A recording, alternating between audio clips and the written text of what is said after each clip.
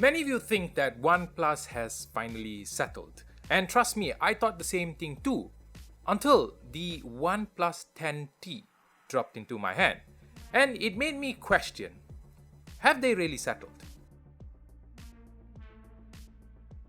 So here I have the OnePlus 10T. Yes, this is the successor to the phone that snapped in half during the Jerry Rigs Everything video. Only this time, it's actually more solid, and I don't think it will snap that easily. And while we're talking about design, what's disappointing is that the physical slider button on the side to mute your phone and silence your phone is no more. It's more disappointing because the OnePlus Nord 2T could have it. So why not the 10T? It has obviously been proven to be a big hit among the OnePlus fans and the general public. So all you're left with is a power button on the right, a volume rocker on the left, and the charging port at the bottom. Now, the color that I have here is the jade green, which is not a very great color in my opinion. I just don't understand the aesthetics of having green on technology, phones especially, but I personally like less loud colors on phones. So this is definitely a preference thing.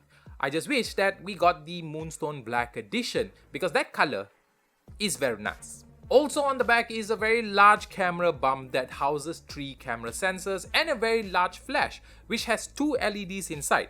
And yes, it's bright. Personally, I think that OnePlus always has a really nice displays, and it's the same quality here on the 10T. This is a 6.7-inch AMOLED display that supports 120Hz refresh rate. Again, it's a beautiful display with vibrant colors and good viewing angles. Also, to make things even better, it supports HDR10, so if you watch a lot of videos on your phone, you're definitely going to love this display.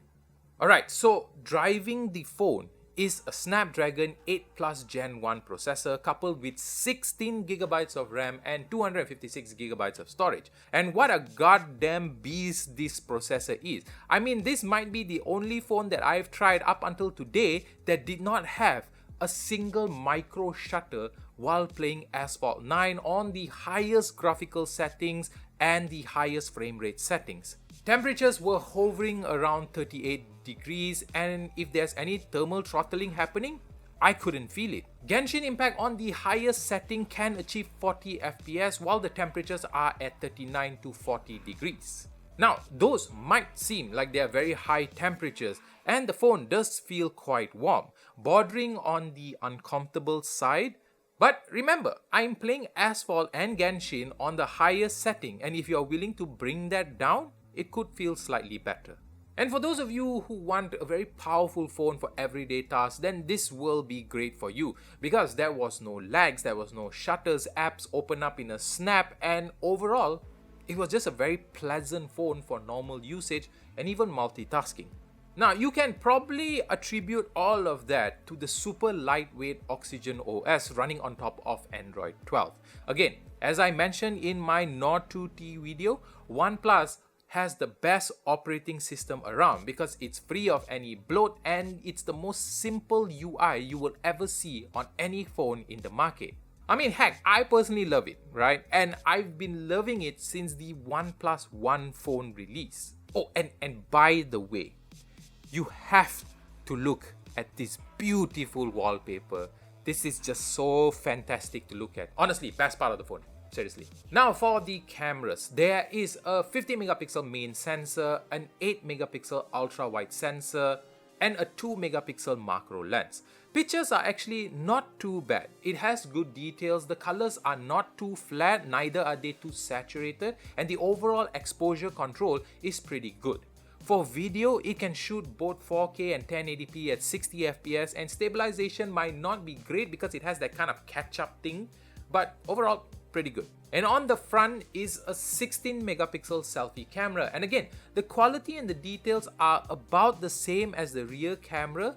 The details might not be as good, but if you're not too fussy, I think it would work.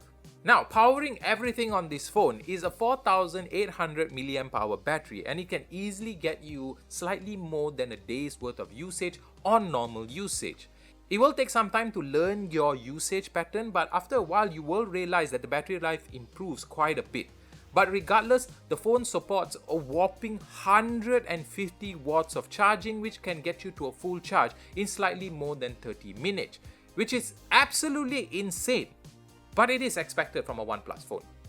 Now, OnePlus has a rocky few years, and it felt like they have lost their identity of never settling.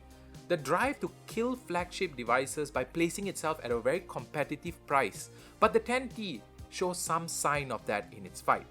Not only because of the phone's cost of 3,199 ringgits on the highest end version, which I think is a fantastic price, but the fact that they are still trying very hard to come back as a flagship killer.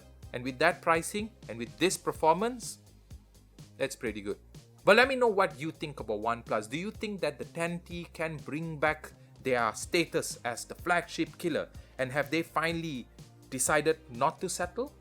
Let me know in the comments below. And of course guys, please subscribe to the channel and I'll see you in the next video.